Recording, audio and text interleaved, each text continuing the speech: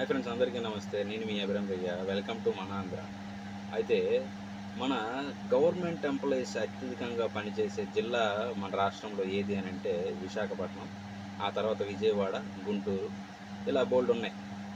అయితే నేను చెప్పబోయేది ఏంటంటే విశాఖపట్నం ప్రభుత్వ ఉద్యోగస్తులు అత్యధికంగా పనిచేసే జిల్లా Visakhapatnam.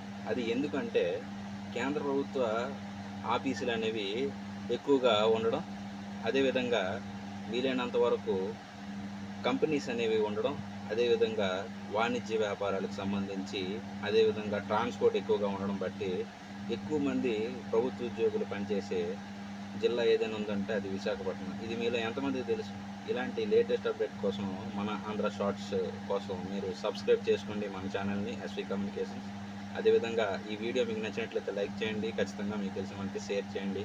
Thank you for watching.